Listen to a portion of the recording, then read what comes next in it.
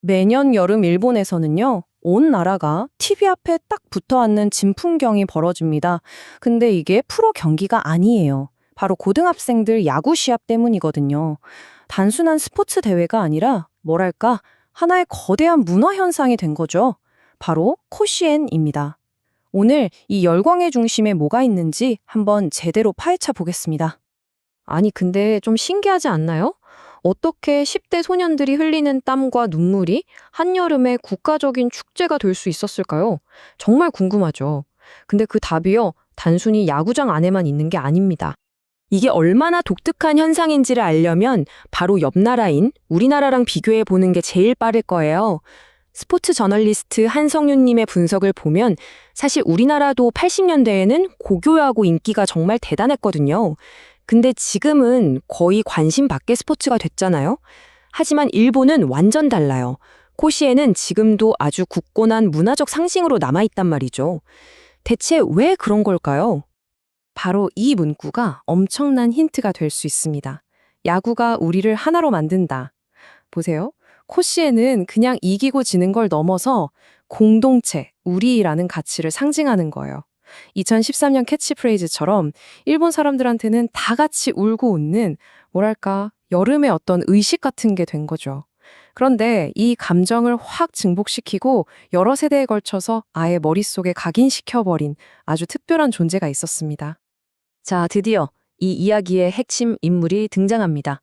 수많은 일본인들에게 코시엔이 어떤 의미인지 그 서사 자체를 만들어준 사람. 그 이름은 바로 만화가 아다치 미츠루입니다. 이 숫자 좀 보세요. 2억 부 이상입니다. 와, 정말 어마어마하죠? 그의 영향력이 어느 정도인지 그냥 이 숫자 하나로 다 설명이 되는 것 같아요. 그러니까 이분은 단순히 만화를 그리는 사람이 아니라 일본의 한 세대가 청춘이라는 단어를 어떻게 느끼고 이해하는지 그 방식 자체를 디자인한 사람이라고 해도 과언이 아닐 겁니다.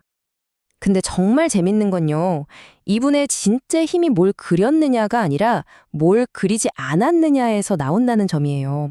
편집자 토리시마 카즈이코가 한 말을 보면 아다치 만화에는 컷과 컷 사이에 공백이 있다고 하잖아요. 바로 그 텅 빈 공간, 우리가 흔히 말하는 여백의 미를 통해서 독자들이 스스로 상상하고 감정을 채워넣게 만드는 거죠.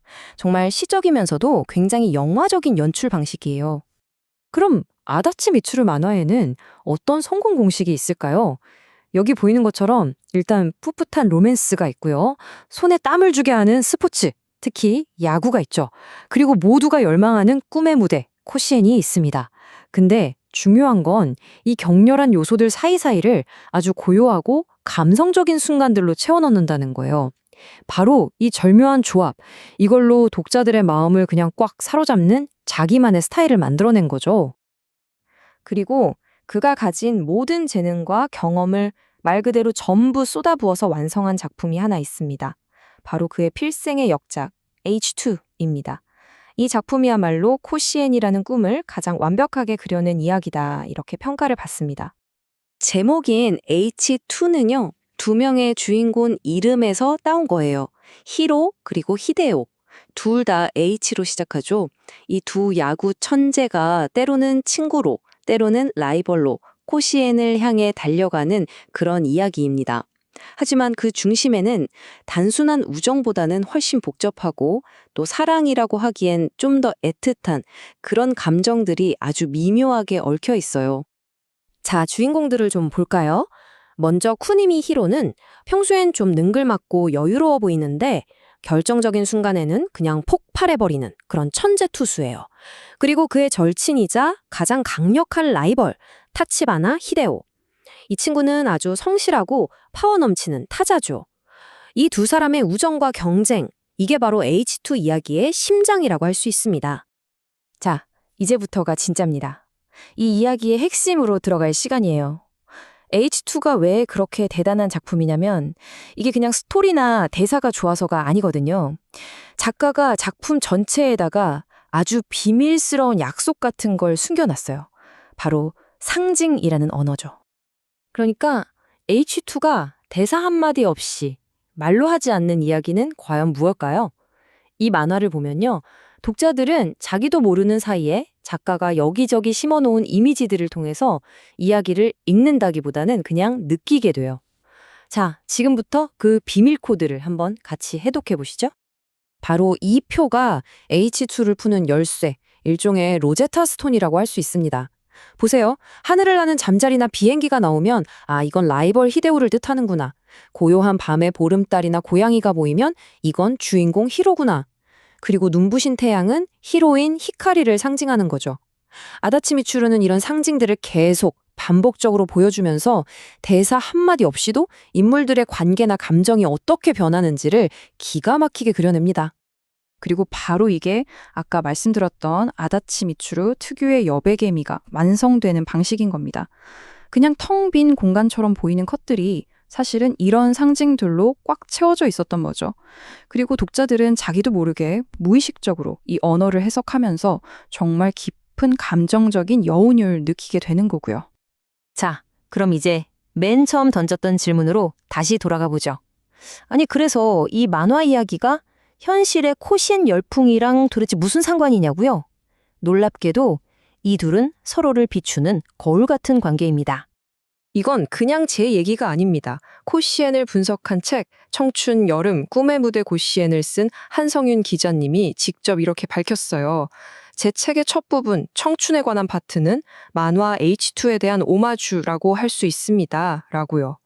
현실의 코시엔을 이해하려면 허구의 만화인 H2를 이야기해야만 한다는 거죠. 와, 이것보다 더 확실한 증거가 있을까요?